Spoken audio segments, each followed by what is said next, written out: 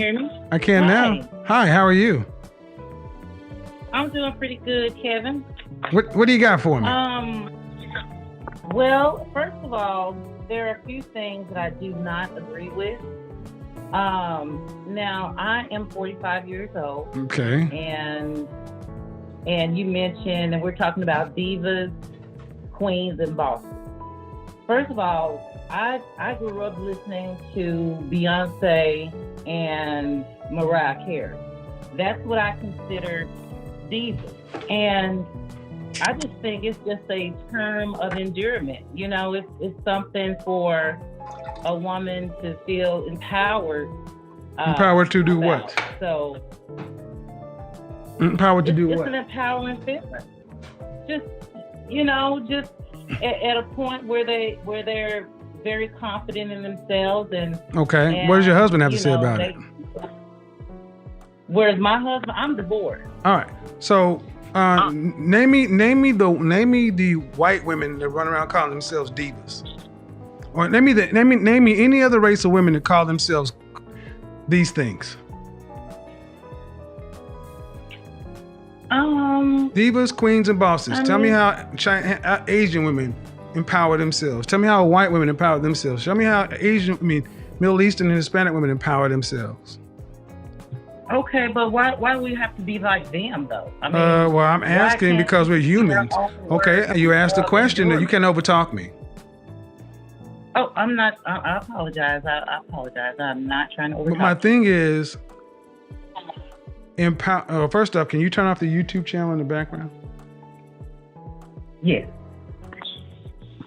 All right.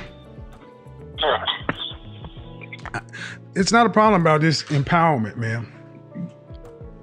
It's pedestalizing. That's what it's not empowerment, it's pedestalizing. Did you hear the previous caller who called herself a boss? And who was in business for 10 years, but she had no employees? What is she a boss of? Well, I mean, again, that, being a boss, you can, it's a term of, running things, running your own business. And you don't necessarily have to have... No, that's not true. Let's look up the definition of boss. Go ahead. It doesn't necessarily, you don't necessarily have to have employees to consider yourself a boss. Boss, noun, a person in charge of a worker or organization, union bosses. Or verb, giving orders or domineering manner. That sounds more like it. The verb boss makes a lot of sense, especially when black women use it, because they're certainly not in charge of workers. Well, I'm in charge of my own schedule. Okay. Do you have any kids? Do you have any children? Yes, I do. How many? 2. Boys or girls? Both, boy and girl, 23 and 24. Okay, but when they were 5 or 8 years old, remember those years? They could have been in charge of making up their bed. Does that make them bosses? Yeah, bosses of their own domain. Are you trying to be are you really trying to be serious? Man, honestly, man, but if that's how we're going to go with it, then this conversation really is kind of pointless. If you're going to tell me a 5 and an 8-year-old is a boss of something, then that goes into the delusion factor. Okay. All right. Touche. All right. Well, far too many black women want to be right, man. And you just won't even, when something's wrong, you'll still try to find a way to be right. But I am compromising. We're meeting in the middle, but I just... Okay, meet in the middle. Meet me in the middle. How does calling yourself a diva, a queen, or a boss facilitate healthy relationships with men? Well, the men that I encounter, they actually, I don't know too many women that call themselves divas. And how does this facilitate? How does it facilitate healthy interactions with the men by calling yourself somebody in charge? Well, okay, you're divorced, right? Yes. So am I. And one of the big problems in a lot of marriages, in particular in Black America, is who leads? Who's supposed to lead? The male. So, if I were your husband, how could I lead you? So if I were your husband, how could I lead you if you were a boss? A boss of my schedule, a boss of my work. Again, that's pedestalizing and overinflating importance. Why? Why is it so important to make things sound so grand that are just common? That's why I use the kids example. That's why I use the kids making up a bed. Yeah, they feel good about it, but in the grand scheme of things, it ain't nothing. And the damn sure you being the boss. But far too many Black women want a pat on the back for just average stuff. Well, making the bed, I mean, that's part, Just say, ma'am, she's struggling to sit back and say, damn, you got me. Check. Well, I mean, we're talking about in rooms, and that's what we're talking about. We're talking about how many Black women who call themselves bosses are in charge of anything.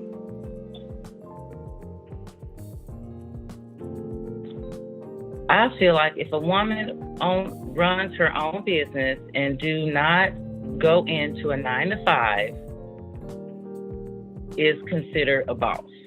All right. So, you know what else? I mean, but see, man, that makes sense because so many Black women won't call themselves fat or morbidly obese. They'll say they're BBW. See, a lot of you Black women love to make up your own definitions. Forget the dictionary. We're going to make up our own words. It's going to have our own meanings. But here's the thing. The world doesn't work that way. Your arteries still say you're morbidly obese. One of the biggest pushbacks I get is from Black women talking about weight. Well, I don't have a weight problem. And, beauty is in the eye of the beholder. No, beauty is pretty well universal. There are some subjective things. How tall are you? 5'7". Okay. What is the average weight of an American man? The average weight, I would say maybe 185, 90. Okay. And what's the weight of an average? What's the weight of an average American female?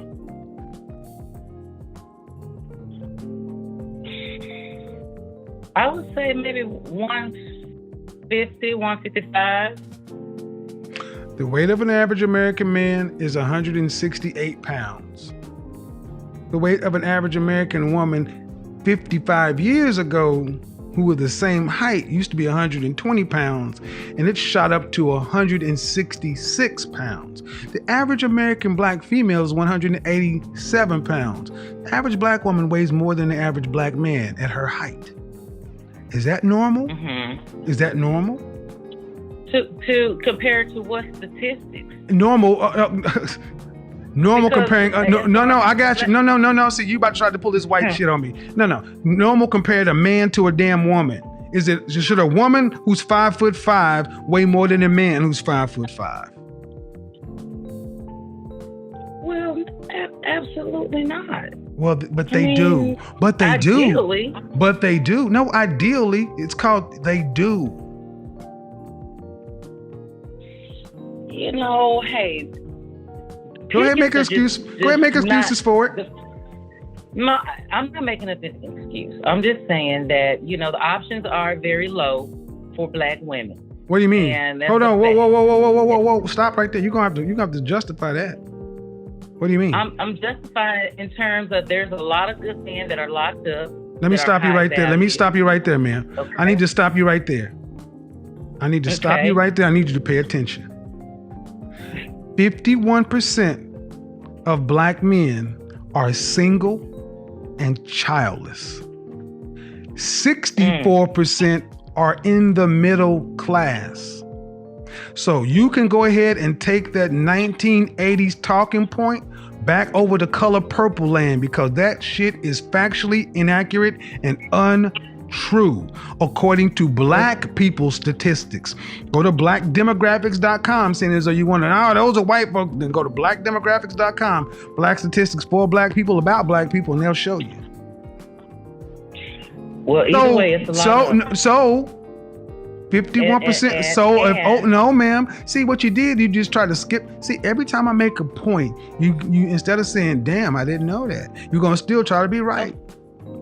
Instead of saying, "Bro, I didn't know that." Well, I didn't. No, ma'am. Instead of saying, "You know what, bro, I didn't know that." 51% are single and childless. That means they're unmarried, no kids, and 64% in the middle class. Damn, I didn't know that. See, what that says is there are plenty of black men out here who are available to marry and have kids.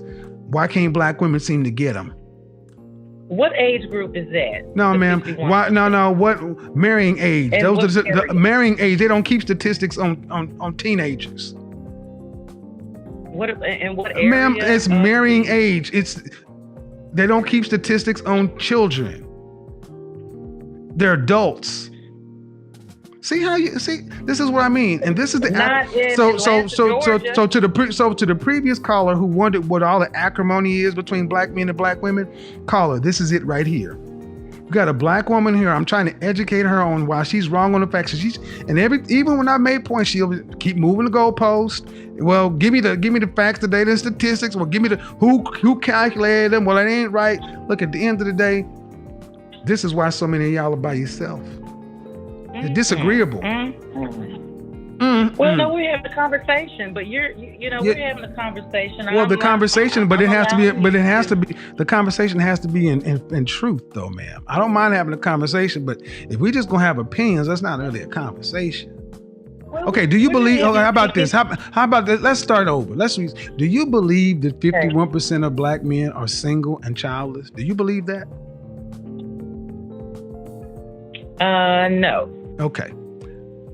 There you go. What percentage of black men do you believe are single and childless? Maybe 20%. Okay. So by your own headspace, you reduce the effective level of black men by roughly 60%. So now you can go and make the argument of scarcity. It is. No, it's not. It really isn't. No, it's not. It really is not. See, facts are stubborn things, man. You can believe whatever you want, but facts are stubborn. Just because you don't believe 2 + 2 is 4 doesn't change the fact that 2 + 2 is indeed 4. Well, I do believe that 2 + 2 is indeed 4. Well, then tell me why you don't believe that 51% of black men are single and childless. Tell me why you don't believe that fact. Okay, I live in Atlanta, Georgia, and I've been in Atlanta for about 20 years. And there are not a lot of black men. Did I say black men in Atlanta, ma'am? Did I say black men in Atlanta, ma'am? No, I'm saying black men. No. But the stat that I said, did I say Atlanta? You did not say Atlanta. No, you didn't. Okay, so do you believe it based on Atlanta? Or not? See, I have to go where. No, ma'am. So, ma'am. So, what you need to do, because I live in Atlanta too. So, what you're gonna need to do is tell me where you getting that 20% from. But if from every day. No, ma'am. Your anecdotal eyeball experience. No, man. Your anecdotal eyeball experience does not change the Department of Bureau of Labor Statistics and the CDC. See, facts are stubborn things, ma'am. You can have your opinion and you can be as wrong reality. as No, it's not reality. That's your twisted reality. It's your twisted reality, but it don't matter. It's twisted because you talking about bosses and being in charge of stuff, and that implies a business mind, and you can't even accept a fact. can't accept a fact. No, you cannot, ma'am, because I just gave you a fact, and I've cited my sources, but you still won't stop. Well, those statistics are not. Those numbers are not helping my everyday, day-to-day interaction. In real life, I'm at the grocery stores. I'm in. Well, how about you're talking about you now? Now we talk about you. Well, if I asked your husband why y'all divorced, what would he tell me? Domestic violence. Okay. How often did you beat his ass? No, I'm the victim. And I'm okay with that. It was a growing pain. I thank God I got out alive. And how long you been divorced? For 2 years. 2 years. How long were y'all married? For about 7 months. 7 months. Now hold on. I know I got a new calculator, but you got kids that are like in their 20s. Right. About 2 different guys or about one? About one. Why didn't you marry him? The last one? No, the one that impregnated you once or twice. Oh, he went to jail. Oh, so you pick ass whoopers and felons. And then you're gonna complain about I need you to stop right here, ma'am. I need you to slow the whole I need you to slow the whole French toast down. I'm not gonna let you get on here and talk about what black men are not when you pick and whoop dudes that whoop your ass and are felons. See, I'm not gonna sit around and let you black women just sit around and talk about hey, black men ain't here and they ain't this, they ain't that, when in your own life you pick shit. Yeah, take a nice strong drink, sip it all. Because you're talking about black men to share my reflection, and I'm tired of sisters like you running our reputation in the ground because you pick poorly. A black man. No, no, you had 20 million to pick from, but you picked a felon once to have 2 babies by and then Ike Turner. All these black people in Atlanta. Why are you picking these scrubs? That's what's left. If you don't get off my goddamn Aside phone. From the married get off my phone. I don't want to keep that's what's left, huh? That's what's left. The black Mecca and all your WAP seems to attract is felons and abusers. Then you need to put that shit in get some maintenance done. Outside, there are some good men. Well, then why don't you attract them? Then why don't you date them? I don't. It's difficult. It's like a needle in a haystack. No, it's not a needle in a haystack. I live here. Yes, it is. I live here, and I date good black women. No, why can't you see? Let me back down, ma'am. Relationships are reflective. We attract what we are. When I was broken, I attracted broken. And see, what I'm having a problem with is you are trying to make black men the problem, and you are definitely problematic. Everything I presented to you that is a fact, that you can verify yourself, you've said no, no, no, no, no. And who the hell wants to deal with a woman like that?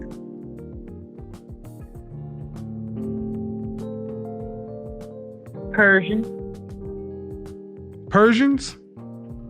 Yes, and they're okay. So okay. Then where's your? So you got a Persian fiance? He's not a fiance, but I am dating one. Okay, again, just because someone would dust it off does not mean he wants to marry you. I've talked about this too. I don't have to be married. Exactly. Let me go ahead and help you get. This is young black women. Pay attention. These are your mamas and your aunties, and they telling you that black men don't exist because they can't get their shit right. That's not true. Yeah, of course not. Of course not. Of course not. You could get your shit right so much that you picked somebody that was whooping your ass after you picked a felon. Mm-hmm. That's right. Yeah, that's right, ma'am. And I'm not, and then you see the problem is here's where you run the problem because you keep trying to down. Because you keep get off my phone.